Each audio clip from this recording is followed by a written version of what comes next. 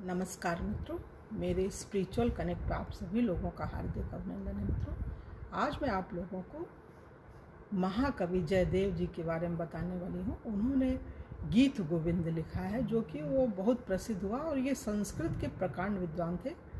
इनकी कविता, इनकी रचनाएं बड़ी अद्भुत थी। ये एक बहुत ही मूर्धन्य विद्वान और भगवान के भक्त थे, भगवान के अनन्य भक्त थे मित्रों। तो इनके बारे में बताने वाली हूँ। तो उससे पूर्व एक अनुरोध मित्रों, आप लोग स्पिरिचुअल कनेक्ट को सब्सक्राइब ना किए हो तो सब्सक्राइब कर लीजिए और ज़्यादा से ज़्यादा लोगों को शेयर भी कीजिए मित्रों। तो चलिए हम लोग शुरू करते हैं। भक्त जयदेव जी के बारे में, इनकी क्या महिमा है, क्या जीवनी है। एक महाकवि श्री जयदेव जी संस्कृत के कविराजों के राजा चक्रवर्ती सम्राट थे। शेष दूसरे सभी कवि आपके सामने छोटे बड़े राजाओं के समान थे। आपके द्वारा रचित गीत गोविंद महाकाव्य तीनों लोकों में बहुत अधिक प्रसिद्ध एवं उत्तम सिद्ध हुआ। यह गीत गोविंद माधुर्य भावापन्न काव्य साहित्य के नवरसों का और विशेषकर उज्ज्वल एवं सरस श्रृंगारस का सागर है। इसकी अष्टपदियों का ये देखिए विशेष चीज़ है मित्रों, इसको ध्यान से सुनिए। इसकी अष्टपदियों का जो कोई नित्य अध्ययन एवं गान करे, उसकी बुद्धि पवित्र एवं प्रखर होकर दिन प्रतिदिन बढ़ेगी। जहाँ अष्टपदियों का प्रेम पूर्वक गान होता है, वहाँ उन्हें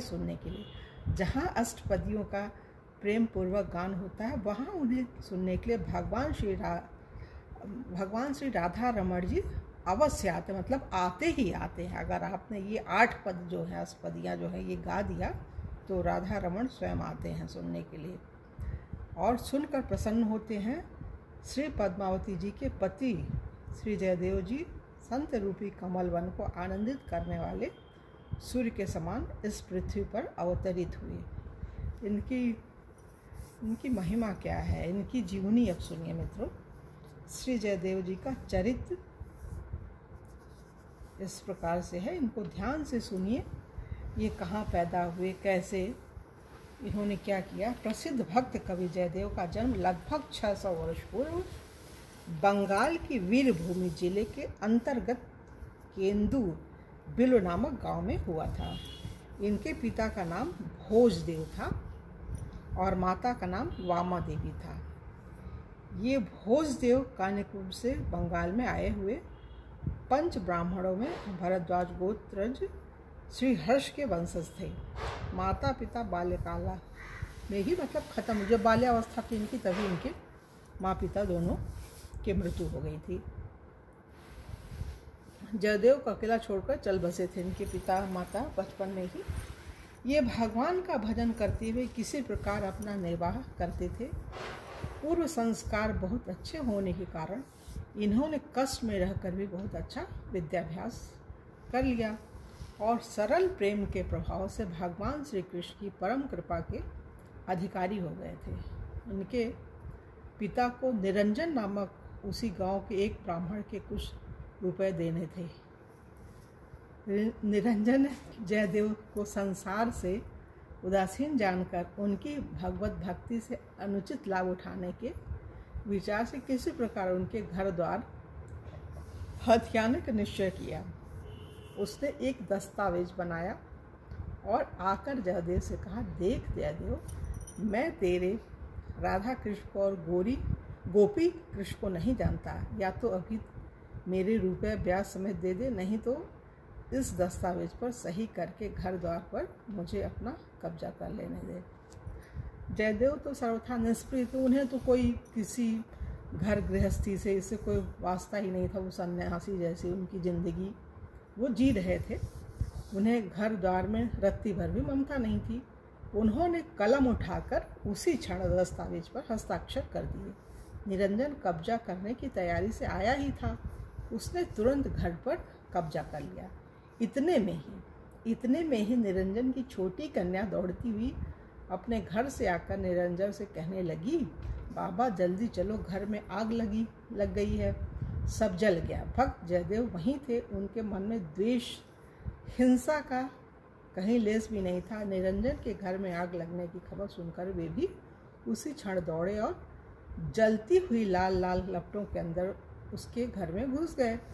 जयदेव का घर में घुसना ही था कि अग्नि वैसे ही अदृश्य हो गई जैसे जागते ही सपना। मतलब जयदेव जैसे उसके घर में गए, निरंजन के घर में, आग अपने आप भगवान की कृपा से बंद हो गई। जयदेव की इस अलौकिक शक्ति को देखते ही निरंजन के नेत्रों में जल भर आया।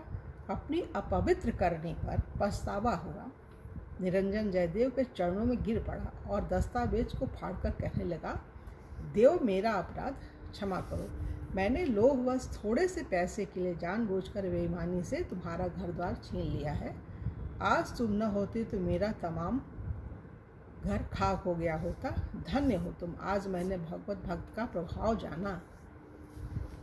उसी दिन से निरंजन का हृदय शुद्ध हो गया और वह जयदेव के संग से लाभ उठाकर भगवान के भजन कीर्तन में समय बिताने लगा। भगवान की अपने ऊपर इतनी कृपा देखकर जयदेव का हृदय द्रवित हो उठा।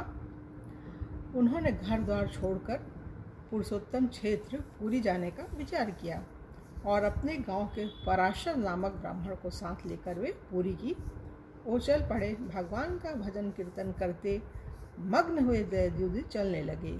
एक दिन मार्ग में जयदेव जी को बहुत दूर तक कहीं जल नहीं मिला। बहुत जोर की गर्मी पड़ रही थी। वे प्यास के मारे व्याकुल होकर जमीन पर गिर पड़े। तब भक्त पांछा कल्पतरु हरि ने स्वयं गोपाल बालक के वेश में पधार कर जयदेव को कपड़े से हवा की और जल तथा मधुर दूध पिलाया। तदंतर मार्ग बतलाकर उन्हें शीघ्र ही पुरी पहुंचा दिया। अवश्य ही भगवान को छद्म वेश में उस समय जयदेव जी और उनके साथी पराशर ने पहचाना नहीं। जयदेव जी प्रेम में डूबे हुए सदा कृष्ण का नाम गान करते रहते थे। एक दिन भावावेश में अकस्मात उन्होंने देखा मानो चारों ओर सुनील पर्वत श्रेणी है, नीचे कल कल निनादिनी कालिंदी बह रही हैं। यमुना तीर पर कदम के नीचे खड़े हुए भगवान श्री कृष्ण मुरली हाथों में लिए मुस्कुरा रहे हैं। यह दृश्य देखते ही जयदेव जी के मुख से अकस्मात यह गीत निकल आया। ये गीत है मित्रों, आप लोग पढ़ लीजिएगा। पराशर इस मधुर गान को सुनकर मुग्ध हो गया। बस यहीं से ललित मधुर गीत गोविंद आरंभ हुआ।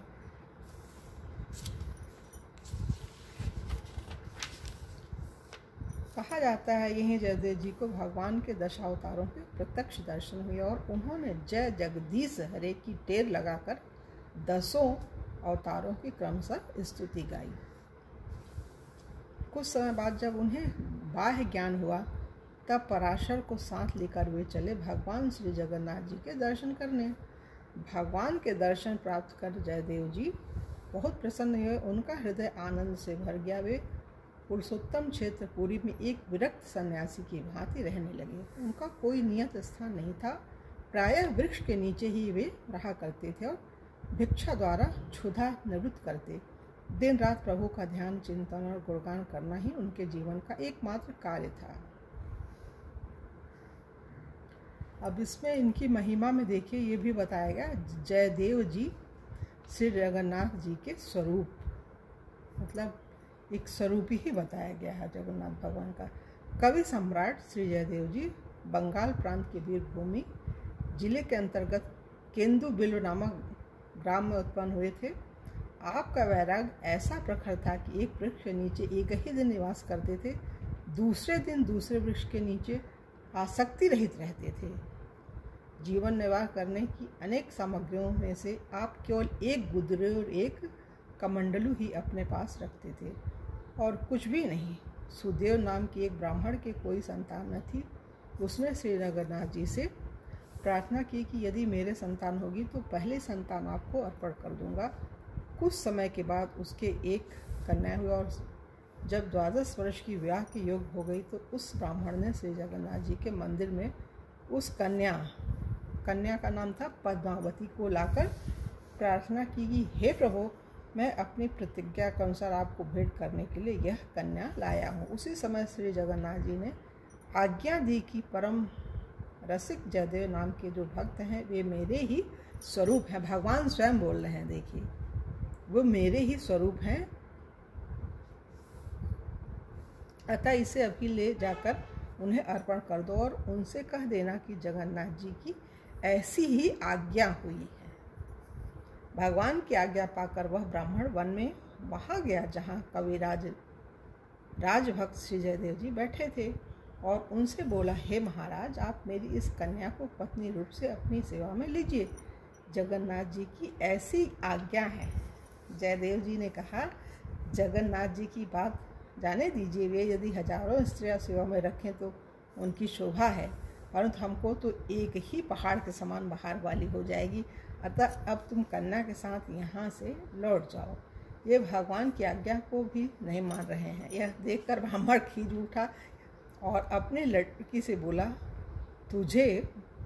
मुझे तो जगन्नाथ जी की आज्ञा शिरोधार्य है, मैं उसे कदापि टाल नहीं सकता। तुम इसके ही समीप स्थिर होकर रहो। श्री जयदेव जी अनेक प्रकार की बातों से समझाकर हार गए, पर वह ब्राह्मण नहीं माना और अप्रसन्न होकर चला गया। तब वे बड़े भारी सोच में पड़ गए। फिर वे उस ब्राह्मण की कन्या से बोले, तुम अच्छे प्रकार से मन में विचार करो कि तुम्हारा अपना क्या कर्तव्य है। फिर वे उस ब्राह्मण की कन्या से बोले, तुम अच्छे प्रकार से मन में विचार करो कि तुम्हारा अपना क्या कर्तव्य है, तुम्हारे योग्य कैसा पति होना चाहिए। यह सुनकर उस कन्या ने हाथ जोड़कर कहा, मेरा बस तो कुछ भी नहीं चलता, चाहे सुख या दुख, यह शरीर तो मैंने आप पर न्यौछावर कर दिया है। श्री पद्मावती जी का भावपूर्ण निश्चय सुनकर श्री जयदेव जी ने निर्वाह के लिए झोपड़ी बनाकर छाया कर ली। अब छाया हो गई तो उसमें भगवान श्याम सुंदर की एक मूर्ति सेवा करने के लिए पधरा ली। इसके बाद मन में आया कि परम प्रभु की ललित लीलाएं जिसमें वर्णित हो ऐसा एक ग्रंथ बनाऊं। उनके इस निश्चय के अनुसार अति सरल गीत गोविंद महाकाव्य प्रकट हुआ। गीत गोविंद लिखते समय एक बार श्री किशोरी की राधिका जी के मान का प्रसंग आया। उसमें भगवान श्याम सुंदर ने अपनी प्रिया के चरण कमलों को अपने मस्तक का भूषण बताकर प्रार्थना की कि इसे मेरे मस्तक पर रख दीजिए। इस आशय का पद आपके हृदय में आया, पर उसे मुख से कहते तथा पद्मावती द्वारा ग्रंथ में लिखाते समय सोच विचार में पड़ गए कि इस गुप्त रहस्य को कैसे प्रकट किया जाए। आप स्नान करने चले गए, लौट कर आए तो देखा कि वह पद पोथी में श्याम सुंदर ने लिख दिया है। इससे जयदेव जी अति प्रसन्न हुए और संकोच त्याग कर माधुर्य रस की लीलाओं का गान करने लगे। गीत गोविंद की महिमा के बारे में भी सुनिए मित्रों। जगन्नाथ धाम का राजा पंडित था, उसने भी एक पुस्तक बनाई और उसका गीत गोविंद नाम रखा। उसमें भी श्री कृष्ण चरित्रों का वर्णन था। राजा ने ब्राह्मणों को बुलाकर कहा कि यही गीत गोविंद है, इसकी प्रतिलिपियाँ करके पढ़िए और देश देशांतरों में प्रचार करिए। इस बात को सुनकर विद्वान ब्राह्मणों ने असली गीत गोविंद को खोलकर दिखा दिया और मुस्कुराकर बोले कि यह तो कोई नई दूसरी पुस्तक है, गीत गोविंद नहीं है। राजा का तथा राजभक्त विद्वानों का आग्रह था कि यही गीत गोविंद है। इसमें लोगों की बुद्धि भ्रमित हो गई। कौन सी पुस्तक असली है यह निर्णय करने के लिए दोनों पुस्तकें श्री जगन्नाथ जी देव जी के मंदिर में रखी गई। बाद में जब पट खोले गए तो देखा गया कि जगन्नाथ जी ने राजा की पुस्तक को दूर फेंक दिया और श्री जयदेव कृत गीत गोविंद को अपनी छाती से लगा लिया है। इस दृश्य को देखकर राजा अत्यंत लज्जित हुआ। अपनी पुस्तक का अपमान जानकर बड़े भारी शोक में पड़ गया और निश्चय किया कि अब मैं समुद्र में डूब कर मर जाऊंगा। जब राजा डूबने जा रहा था तो उस समय प्रभु ने दर्शन देकर आज्ञा दी कि तू समुद्र में मत डूब। श्री जयदेव कृत गीत गोविंद जैसा दूसरा ग्रंथ नहीं हो सकता है, इसलिए तुम्हारा शरीर त्याग करना वृथा है। अब तुम ऐसा करो कि गीत गोविंद के 12 सर्गों में अपने 12 श्लोक मिलाकर लिख दो। इस प्रकार तुम्हारे 12 श्लोक उसके साथ प्रचलित हो जाएंगे। जिसकी प्रसिद्धि तीनों लोकों में फैल जाएगी। प्रियादास जी ने इसका वर्णन भी किया है मित्रों। भक्तमाल के रचयिता हैं नाभाजी हैं और फिर प्रियादास जी ने उसकी टीका की है। ये है, एक बार एक माली की लड़की बैगन के खेत में बैगन तोड़ते समय गीत गोविंद के 5वें सर्ग की धीर समीरे यमुना तीरे वसती वने वन माली इस अष्टपदी को गा रही थी। उस मधुर गान को सुनने के लिए से जगन्नाथ जी, जो उस समय अपने श्री अंग पर महीन एवं ढीली पोशाक पहने धारण किए हुए थे, उसके पीछे पीछे डोलने लगे। प्रेमवश बेसुध होकर लड़की के पीछे पीछे घूमने से कांटों में उलझकर श्री जगन्नाथ जी के वस्त्र फट गए। उस लड़की के गान बंद करने पर आप मंदिर में पधारे। फटे वस्त्रों को देखकर पुरी के राजा ने आश्चर्यचकित होकर पुजारियों से पूछा, अरे यह क्या हुआ? ठाकुर जी के वस्त्र कैसे फट गए? पुजारियों ने कहा कि हमें तो कुछ भी मालूम नहीं। तब स्वयं ठाकुर जी ने ही सब बात बता दी। राजा ने प्रभु की रुचि जानकर पालकी भेजी, उसमें बिठाकर उस लड़की को बुलाया। उसने आकर ठाकुर जी के सामने नृत्य करते हुए उसी अष्टपदी को गाकर सुनाया। प्रभु अत्यंत प्रसन्न हुए। तब से राजा ने मंदिर में नित्य गीत गोविंद गान की व्यवस्था की। उक्त घटना से गीत गोविंद के गायन को अति गंभीर रहस्य जानकर पुरी के राजा ने सर्वत्र यह ढिंढोरा पिटवाया कि कोई राजा हो या निर्धन प्रजा हो, सभी को उचित है कि इस गीत गोविंद का मधुर स्वरों में गान करे। उस समय ऐसी भावना रखें कि प्रिया प्रियतम श्री राधा श्याम सुंदर समीप विराज कर श्रवण कर रहे हैं। कितनी अद्भुत चीज़ है मित्रों। भगवान तो अद्भुत हैं, अपने भक्त को कहाँ से कहाँ पहुँचा देते हैं। गीत गोविंद के महत्व को मुल्तान के एक मुगल सरदार ने एक ब्राह्मण से सुन लिया। उसने घोषित रीति के अनुसार गान करने का निश्चय करके अष्टपदियों को कंठस्थ कर लिया। जब वह घोड़े पर चढ़कर चलता था तो उस समय घोड़े पर आगे भगवान विराजे हैं ऐसा ध्यान कर लेता था, फिर गान करता था। एक दिन उसने घोड़े पर प्रभु को आसन नहीं दिया और गान करने लगा। फिर क्या देखा कि मार्ग में घोड़े के आगे आगे मेरी ओर मुख किए हुए श्याम सुंदर पीछे को चलते हैं और गान सुन रहे हैं। घोड़े से उतरकर उसने प्रभु के चरण स्पर्श किए तथा नौकरी छोड़कर विरक्त वेश धारण कर लिया। गीत गोविंद का अनंत प्रताप है। गीत गोविंद का अनंत प्रताप है। स्वर की देवंगनाएं भी इसका गान करती हैं। इसकी महिमा का वर्णन कौन कर सकता है। जिस पर स्वयं रीझ कर भगवान ने उसमें अपने हाथ से पद लिखा है। स्वयं भगवान ने लिखा है गीत गोविंद में। जब ये नहीं लिख पा रहे थे जयदेव जी, उनको संकोच हो रहा था, तो भगवान स्वयं आए थे, स्वयं आगे उन्होंने लिख दिया था जो लिखना चाहिए था। श्री जयदेव जी की साधुता के बारे में। साधु सज्जन तो थे ही वो।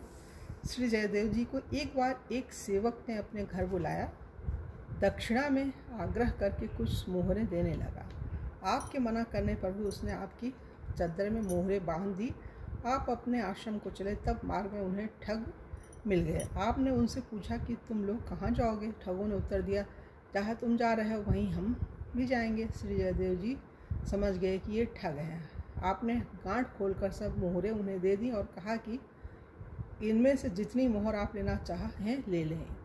उन दुष्टों ने अपने मन में सोच समझकर कहा कि इन्होंने मेरे साथ चालाकी की है, अभी तो भयवश सब धन बिना मांगे ही हमें सौंप दिया, परंतु इनके मन में यही है कि यहाँ से तो चलने दो, आगे जब नगर आएगा तो शीघ्र ही इन सबको पकड़वा दूंगा। यह सोचकर उन ठगों ने श्री जयदेव जी के हाथ पैर काट कर बड़े गड्ढे में डाल दिए और अपने अपने घरों को चल गए। थोड़े समय बाद ही वहाँ एक राजा लक्ष्मण सेन आया। उसने देखा कि श्री जयदेव जी संकीर्तन कर रहे हैं और गड्ढे में दिव्य प्रकाश छाया है तथा हाथ पैर कटे होने पर भी वे परम प्रसन्न हैं। तब उन्हें गड्ढे से बाहर निकालकर राजा ने हाथ पैर कटने का प्रसंग पूछा। जयदेव जी ने उत्तर दिया कि मुझे इस प्रकार का ही शरीर प्राप्त हुआ है।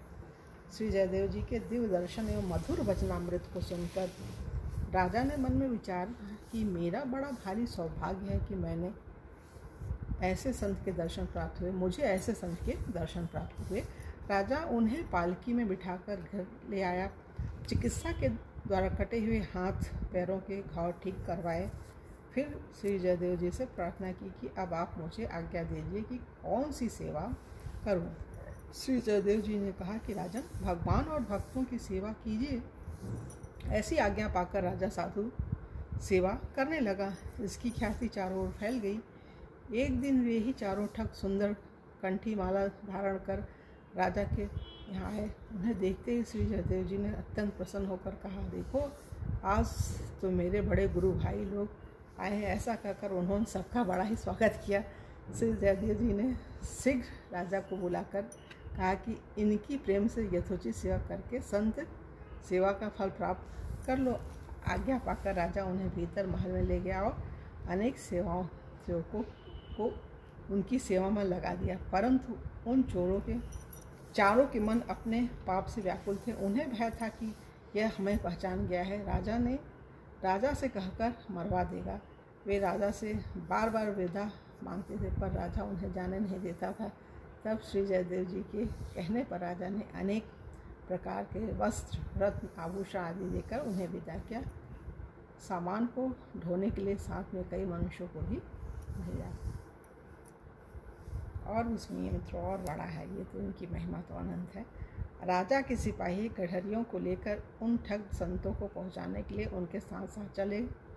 कुछ दूर जाने पर राजपुरुषों ने उन संतों से पूछा कि भगवान, राजा के यहाँ नित्य संत महात्मा आते जाते रहते हैं, परंतु स्वामी जी ने जितना सत्कार आपका किया और राजा से करवाया, ऐसा किसी दूसरे साधु संत का सेवा सत्कार आज तक नहीं हुआ। इसलिए हम प्रार्थना करते हैं कि आप बतलाइए कि स्वामी जी से आपका क्या संबंध है। उन्होंने कहा, यह बात अत्यंत गोपनीय है, मैं तुम्हें बताता हूँ, पर तुम किसी से मत कहना। पहले तुम्हारे स्वामी जी और हम सब एक राजा के यहाँ नौकरी करते थे। वहाँ उन्होंने बड़ा भारी अपराध किया। राजा ने इन्हें मार डालने की आज्ञा दी, परंतु हमने अपना प्रेमी जानकर इनको मारा नहीं, केवल हाथ पैर काट कर राजा को दिखा दिया और कहा कि हमने मार डाला। उसी उपकार के बदले में हमारा सत्कार विशेष रूप से कराया गया है। उन कृतज्ञ साधु वेशधारियों के इस प्रकार झूठ बोलते ही पृथ्वी फट गई और वे सब उसमें समा गए। इस दुर्घटना से राजपुरुष लोग आश्चर्यचकित हो गए। वे सब के सब दौड़कर स्वामी जी के पास आए और कहा, और जैसा हाल था कह सुनाया। उसके सुनते ही श्री जयदेव जी दुखी होकर हाथ पैर मलने लगे। उसी क्षण उनके हाथ पैर बड़े सुंदर जैसे थे वैसे ही फिर हो गए। राजपुरुषों ने दोनों आश्चर्यजनक घटनाओं को राजा से कह सुनाया। हाथ पैर पूरे हो जाने की घटना सुनकर राजा अति प्रसन्न हुआ। उसी समय वह दौड़कर स्वामी जी के समीप आया और चरणों में सिर रखकर पूछने लगा, प्रभु कृपा करके इन दोनों चरित्रों का रहस्य खोलकर कहिए कि क्यों धरती फटी और उसमें सब साधु कैसे समाये, आपके ये हाथ पैर कैसे निकल आए। राजा ने स्वामी जी से सब जब अत्यंत हट किया तब उन्होंने सब बात खोलकर कह दी। फिर बोले कि देखो राजन, यह संतों की बड़ी भारी महिमा है। संतों के साथ कोई चाहे जैसी और चाहे जितनी बुराई करे तो भी वे उस बुराई करने वाले का बुरा न सोचकर बदले में उसके साथ भलाई ही करते हैं। साधुता का त्याग न करने पर संत महापुरुष एवं भगवान श्री श्याम सुंदर मिल जाते हैं। राजा ने श्री जयदेव जी का नाम तो सुना था, पर उसने कभी दर्शन नहीं किया था। आज जब उसने श्री जयदेव जी के नाम गाँव को जाना तो प्रसन्न होकर कहने लगा कि आप कृपा कर यहाँ विराजिए। आपके यहाँ विराजने से मेरे पूरे देश में प्रेम भक्ति फैल गई जाएगी। और भी सुनिए मित्रों, जयदेव जी की पत्नी पद्मावती जी का पति प्रेम। श्री जयदेव जी की आज्ञा से राजा किंदु बिल्व आश्रम से उनकी पत्नी श्री पद्मावती जी को लिवा लाए।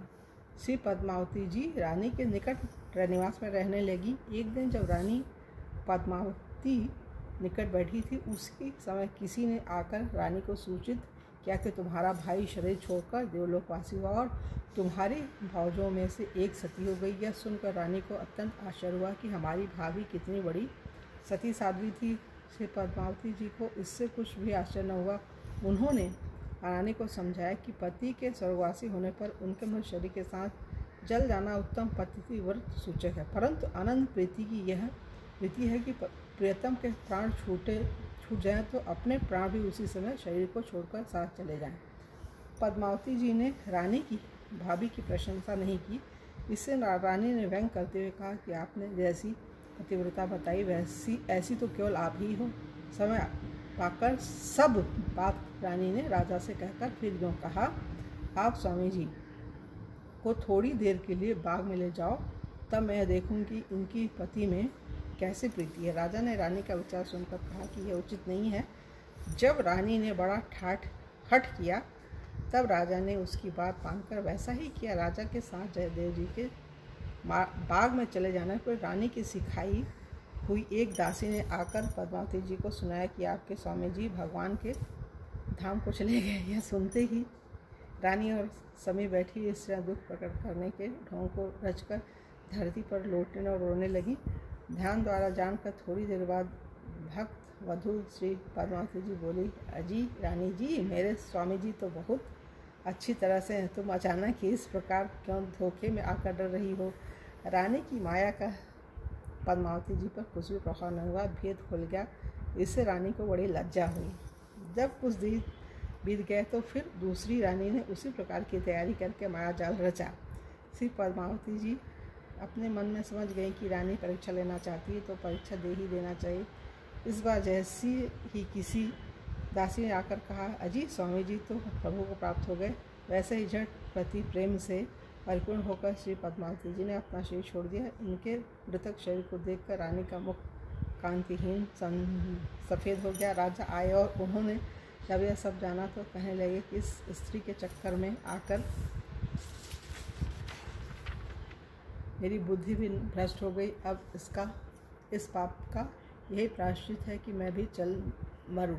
श्री जयदेव जी को जब यह समाचार मिला तो वे दौड़कर वहाँ पर आए और मरी हुई पद्मावती को तथा मरने के लिए तैयार राजा को देखा। राजा ने कहा कि इनकी मृत्यु मैंने दी है। जयदेव जी ने कहा, तो अब तुम्हारे चलने से ये जीवित नहीं हो सकती, अतः तुम मत जाओ। राजा ने कहा, महाराज अब तो मुझे जल ही जाना चाहिए, क्योंकि मैंने आपके सभी उपदेशों को धूल में मिला दिया। श्री जयदेव जी ने राजा को अनेक प्रकार से समझाया, परंतु उनके मन को कुछ भी शांति नहीं मिली। तब आपने गीत गोविंद की एक अष्टपदी का गान प्रारंभ किया। संगीत विधि से आलाप करते ही पद्मावती जी जीवित हो गई। इतने पर भी राजा लज्जा के मारे मरा जा रहा था और आत्महत्या कर लेना चाहता था। वह बार बार मन में सोचता था कि ऐसे महापुरुष का संग पाकर भी मेरे मन में भक्ति का लेशमात्र भी नहीं है आया। श्री जयदेव जी ने समझा बुझाकर राजा को शांत किया और किंदुबिल्लु ग्राम को चले आए। श्री जयदेव जी की गंगा जी के प्रति, माँ गंगा जो है उनके प्रति निष्ठा के बारे में सुन लिया। तो श्री जयदेव जी का जहाँ आश्रम था वहीं से गंगा जी की धारा 18 कोस दूर थी, परंतु आप योग बल से नित्य गंगा स्नान करते थे। जब आपका शरीर अत्यंत वृद्ध हो गया तब भी आप अपने गंगा स्नान के नित्य नियम को कभी नहीं छोड़ते थे।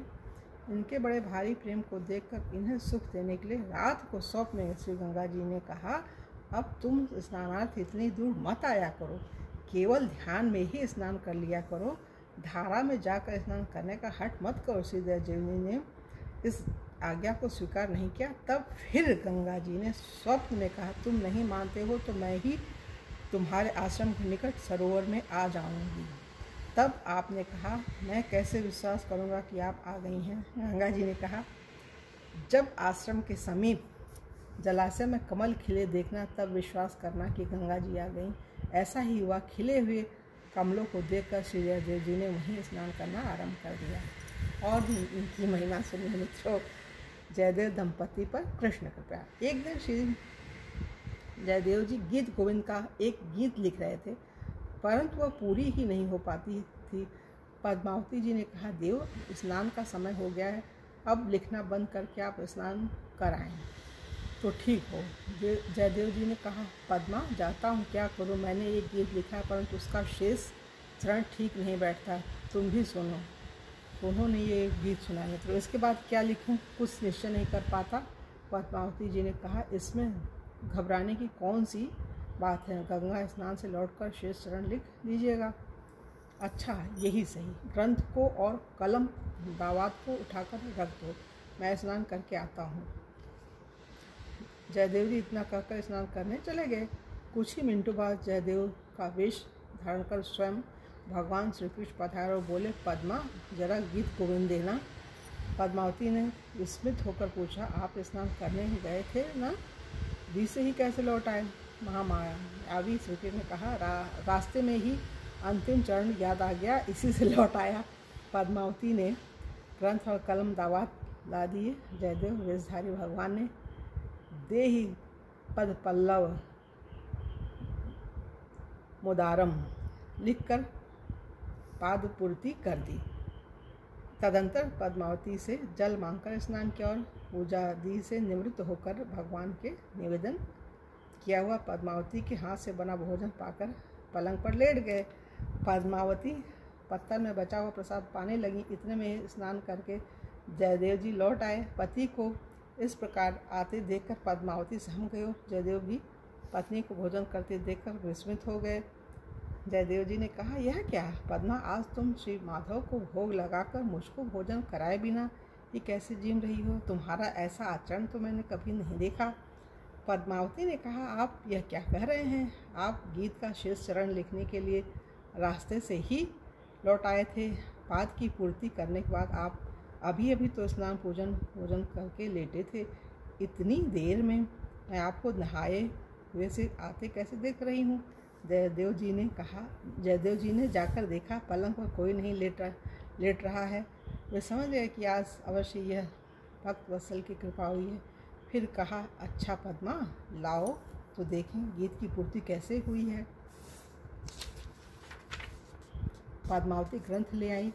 जयदेव जी ने देखकर मन ही मन कहा, यही तो मेरे मन में था, पर मैं संकोचवश लिख नहीं रहा था।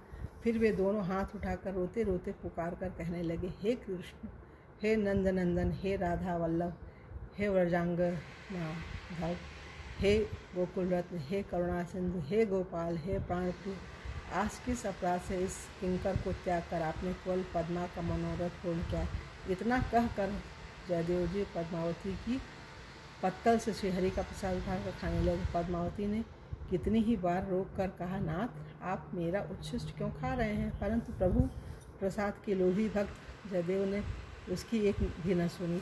इस घटना के बाद उन्होंने गीत गोविंद को शीघ्र ही समाप्त कर दिया। तदंतर वे उसी को गाते मस्त वे घुमा करते थे। वे गाते गाते जहाँ कहीं जाते वहीं भक्त का कोमलकांत गीत सुनने के लिए श्री नंदनंदन छिपे हुए उनके पीछे पीछे रहते। धन्य प्रभु।